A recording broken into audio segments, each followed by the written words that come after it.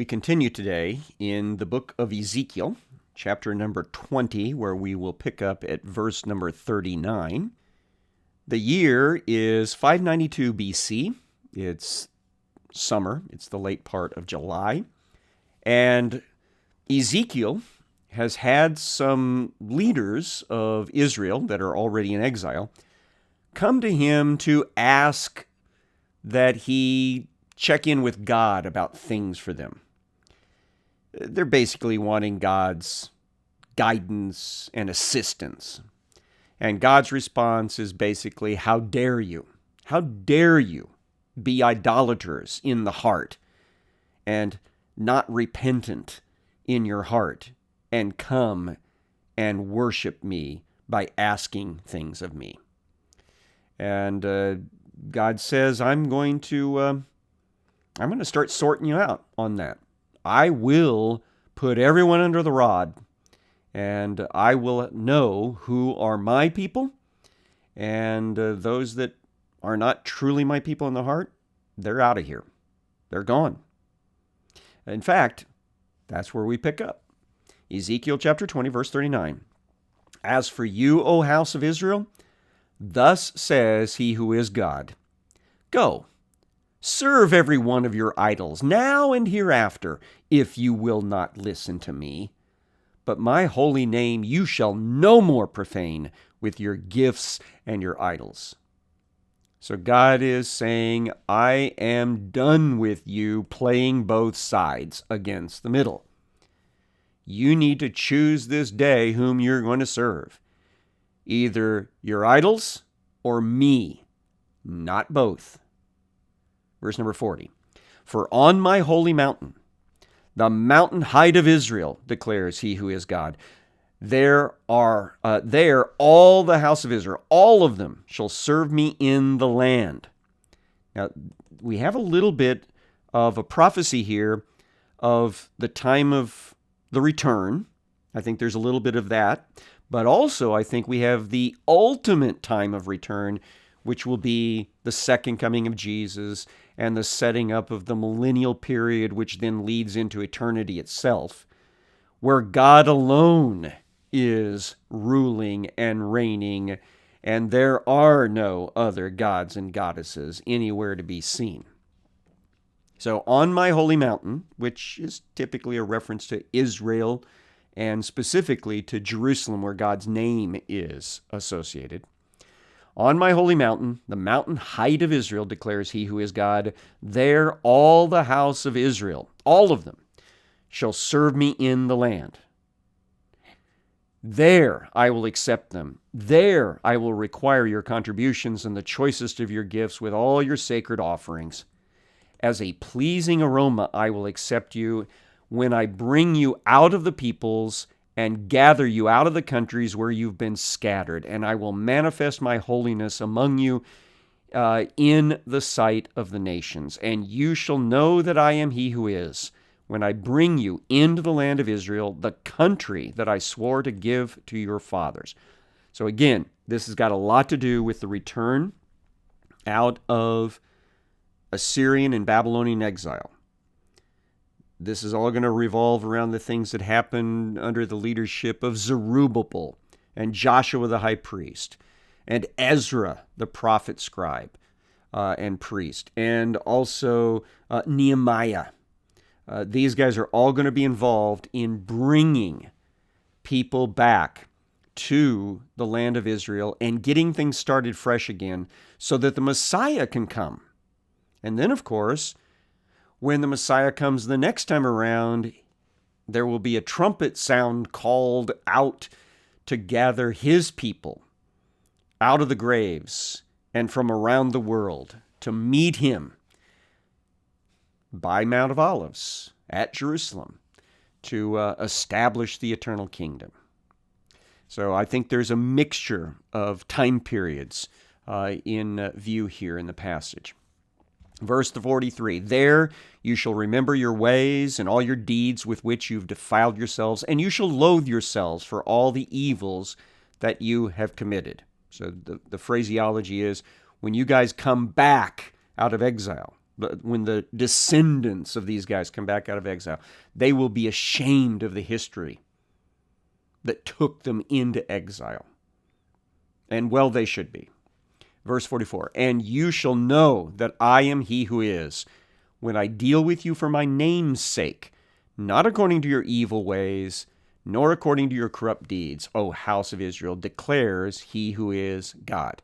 Now remember, the earlier context of this chapter is basically that God has always been more gracious to these people, these Israelis, in their sinful state than what could have happened. And so once again, he says that will be the case later, that I have been more gracious than I have been judgmental. Verse 45, and the word of he who is came to me, Son of man, set your face... Oh, excuse me, I'm getting ahead of my story here too fast. That's for later, so we're going to save that for another place. At this point, I think we go back to chapter 14, verse number 12, because these two chapters seem to be paralleling the same time period, and finish up with what God says there. Ezekiel 14:12. The word of he who is came to me, Son of man, when a land sins against me by acting faithlessly, and I stretch out my hand against it and break its supply of bread and send famine upon it and cut off from it man and beast. So this is going to be a prediction that when God, using Nebuchadnezzar and the Babylonians, brings judgment specifically against Jerusalem, but also against Judea as a whole, famine is going to set in because the Babylonians are going to set up this siege, and sieges work because of the lack of supplies, lack of food and water.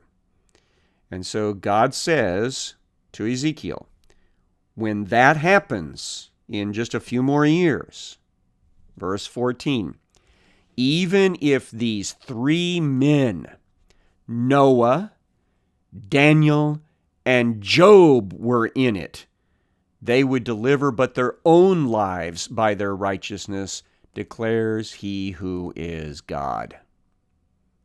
So God says, when this next famine hits, even if three famous prayer people were there, Noah, who of course was faithful, so much so that he and his family were the only ones that survived through the flood, and Daniel, who is just recently become very famous because of his prayer life and his faith life. He, even though he was a young man, a teenager, maybe just beginning in his 20s, he was promoted to be the leader over all the wise men of Babylon. He's the second in command of all of Babylon. So even if he were here, or Job, who was a very famous man, we talk about the patience of Job, and he ends up praying for his, quote, friends, end quote, at the end of that story, because God struck them for their unfaithfulness, their false information. And Job prayed for them, and they were saved. So God says, even if these three famous, faithful prayers were in the kingdom of Judah, they would only be able to pray and save themselves. Verse 15. If I cause wild beasts to pass through the land, and they ravage it, and it be made desolate, so that no one may pass through because of the beasts. And that's also a common thing that happens during times of warfare and times of pestilence. The people die off, or the people run away, and the wild animal population kind of starts taking over the cities and the built-up areas. And then it becomes dangerous to go back in there. Most recent famous part of that from the perspective of this time period was when the Assyrians emptied the northern kingdom of Israel of all the Israelis. It took them a few years to get other populations relocated there. And in the meantime, the wild animal population, particularly the lions, exploded. And so they were attacking people right and left.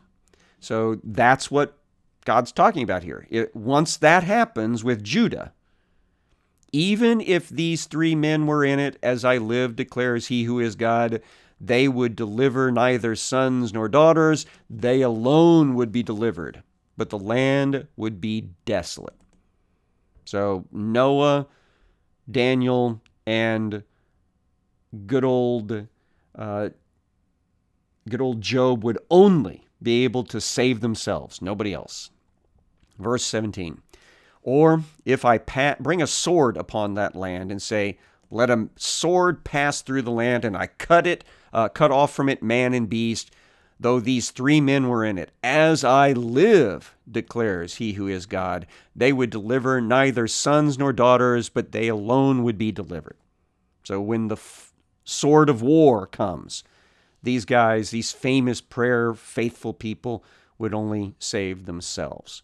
Or if I send a pestilence into that land and pour out my wrath upon it with blood to cut off from it man and beast, even if Noah, Daniel, and Job were in it, as I live, declares he who is God, they would deliver neither son nor daughter, they would deliver but their own lives by their righteousness. So this is all because God's judgment is not going to go away. It's a sure thing. That's the point here. There is no way that God is going to back off on the coming of the Babylonians. For thus says he who is God, how much more when I send upon Jerusalem my 4 disastrous acts of judgment, sword, famine, wild beast, and pestilence, to cut off from it man and beast. But behold, some survivors will be left in it, sons and daughters who will be brought out. Behold, when they come out to you, and you see their ways and their deeds, you will be consoled for the disaster that I have brought upon Jerusalem, for all that I have brought upon it.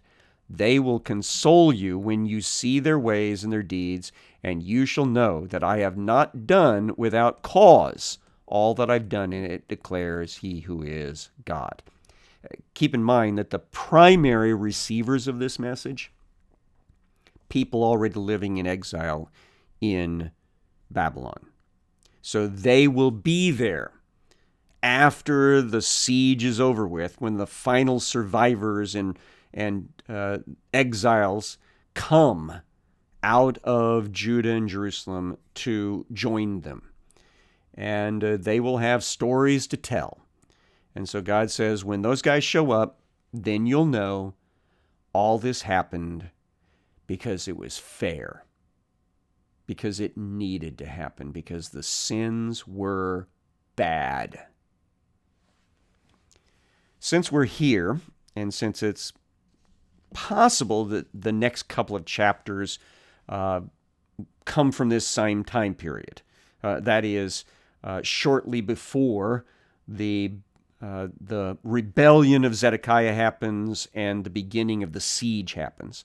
We're just going to go ahead and do it now. So let's think about these things probably happening or being written down or being spoken right around 592, 591, somewhere in that neighborhood. Ezekiel 15. The word of he who is came to me. Son of man, how does the wood of the vine surpass any wood? The vine branch that is among the trees of the forest. So he wants him to think, comparing the types of wood that you get from different types of plants. Verse 3, Is wood taken from it to make anything? That is, do they take grapevine wood and use it to make useful things, like they do hardwood of trees? For example, here's the next question. Do people take a peg from it to hang any vessel on it? And the answer is no, you don't. It's not suitable to those sorts of things. Grapevines might make beautiful wreaths and decorations like that, but you don't really want to use them for anything that needs to be supported. Behold, it is given to the fire for fuel. That's what they like to use it for. When the fire has consumed both ends of it and the middle of it is charred, it is useful. Is it useful for anything? Behold, when it was whole, it was used for nothing. How much less when the fire has consumed it and it's charred can it ever be used for anything? So you throw it in the fire, but it only gets partially burned up. The two ends are charred. The middle is still there. It's kind of a little bit burned up. Is it useful then? And the answer is no, it wasn't useful to begin with. Why would burning it with fire make it more useful?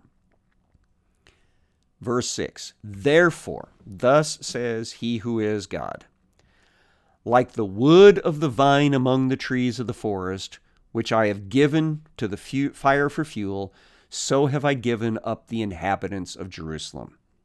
And I will set my face against them. Though they escape from the fire shall yet consume them, and you will know that I am he who is when I set my face against them.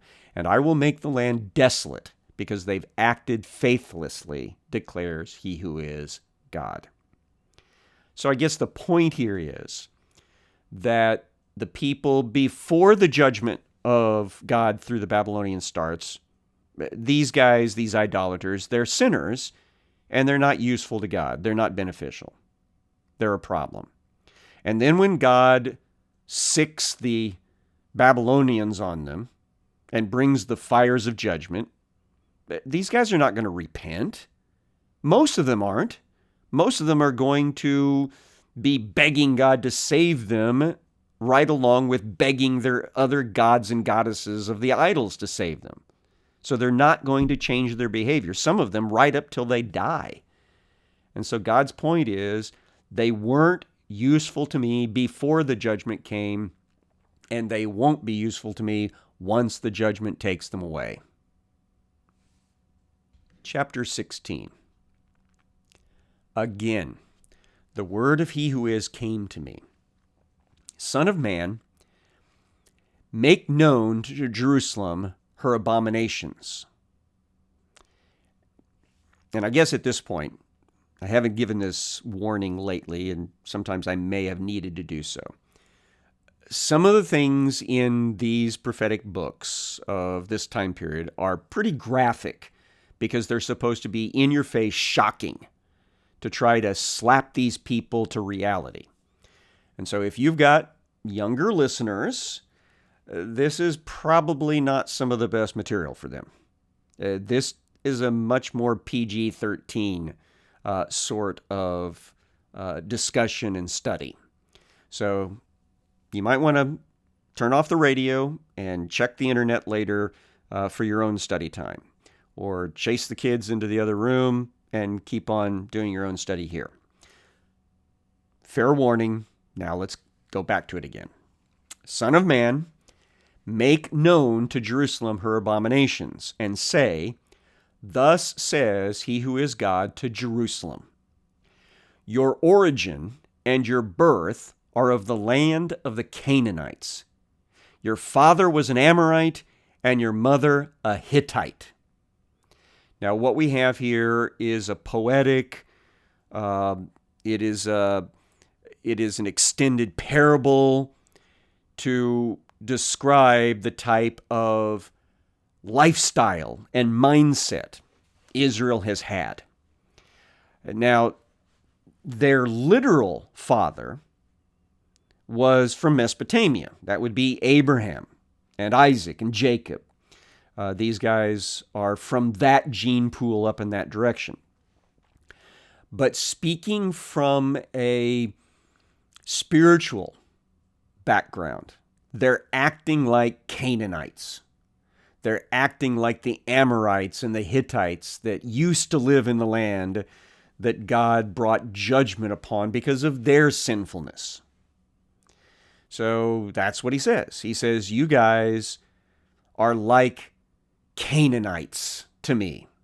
Verse 4, as for your birth, on the day you were born, your cord was not cut, nor were you washed with water to cleanse you, nor rubbed with salt, nor wrapped in swaddling clothes. No eye pitied you to do any of these things to you out of compassion for you, but you were cast out into the open field, for you were abhorred on the day that you were born.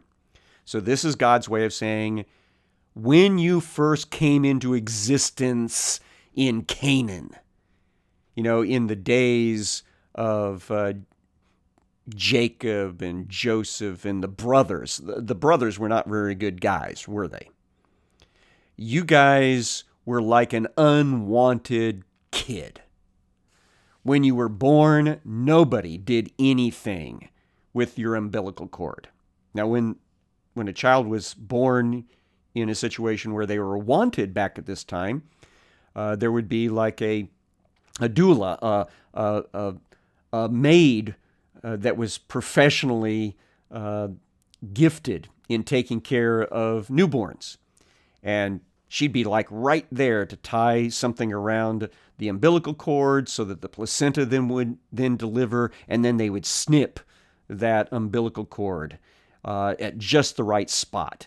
And then they'd wash the baby with good, clean water, and then they'd rub them down with salt because they thought that would help kind of make the skin a little tougher to deal with life. And then they'd wrap them up tight in swaddling clothes, kind of like a full-body diaper, keeping their arms and their legs, really tight to kind of help them feel like they were still in the womb. So it was a swaddling thing. But for these guys, nobody cared about them. Nobody cared about this family group. And then God comes along. That's how it's portrayed. When I passed by you and saw you wallowing in your blood, I said to you in your blood, live! I said to you in your blood, live! So God wanted this baby.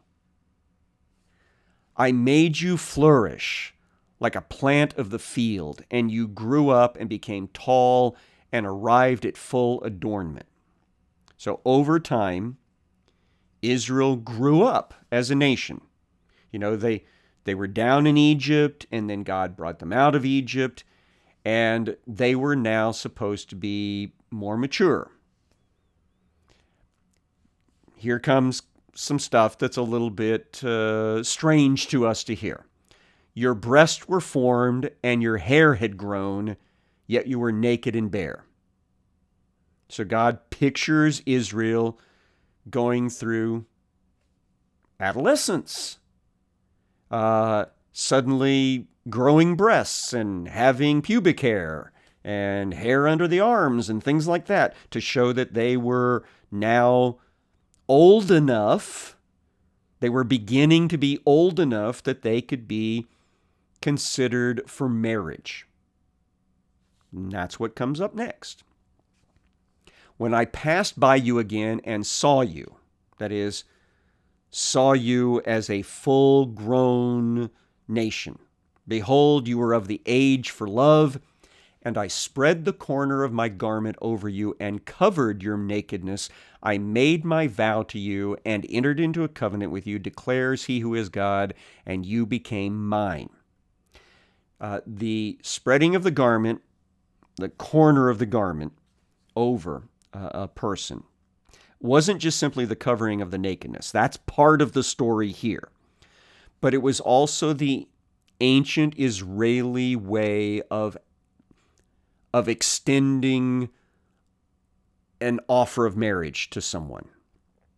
For example, in the book of Ruth, when Boaz asked Ruth what she was doing there in the middle of the night by his feet, she'd already been schooled to say, cover me with the corner of your garment, for you are my kinsman redeemer, which was basically, ask me to marry you. Make the commitment to marry me.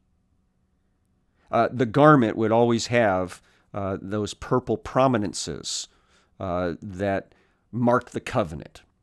And so that's what we're seeing here too, is that God